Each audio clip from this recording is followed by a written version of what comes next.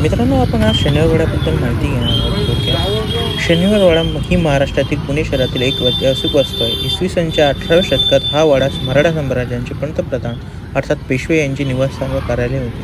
भारत सरकारने शनिवारवाड्याला 17 जून इसवी सन 1919 रोजी महाराष्ट्रातील राष्ट्रीय संरक्षित स्मारक म्हणून घोषित केले आहे. शनिवारवाड्याचे पायाभरणीचे काम 10 जानेवारी 1730 रोजी सुरू झाले, तर 22 जानेवारी 1732 रोजी शनिवारवाड्याची वास्तू शांत करण्यात आली आहे. त्या दिवशी शनिवार होता म्हणून शनिवारवाडा असे नाव पडले. 1732 नंतरही या वाड्यात वारंवार नवीन बांधकाम बदल होत राहील.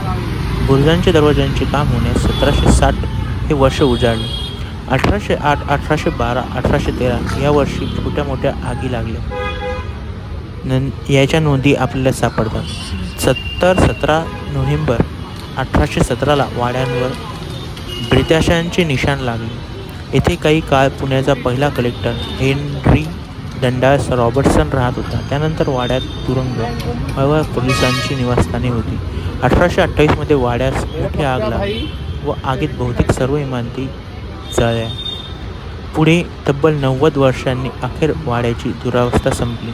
1919 मध्ये वाडा संरक्षित स्मारक म्हणून जाहीर झाले व वाड्यात उत्खनन करण्यास सुरुवात झाली. त्या काळी वाड्यात कोर्टासाठी वापरण्यात येणारी इमारत 1923 पूर्वी उत्खननासाठी बांधण्यात आली.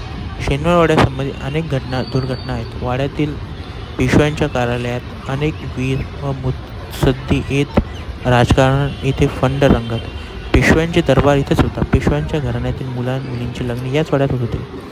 शनिवारवाड्यातील प्रतांगण मोहिमेला जाणारे सैन्य जमत होते. पुढे येथे जाहीर सभा बोलावली. आचार्य अंतर्याने संयुक्त महाराष्ट्राची चळवळ याच पटांगणातून लढवली. वाड्याच्या पटांगणातील मारुती सभामंडप होता. हे मंदिर लॉर्डजन पूल म्हणजे हल्लीचा नवा पूल किंवा शिवाजी पूल बांधणाऱ्या केळेजांनी बांधले होते. मंदिरात 1924 रोजी मारुतींची मूर्ती बसवण्यात आली. हा मारुती बटाट्या मारुती म्हणून प्रसिद्ध आहे.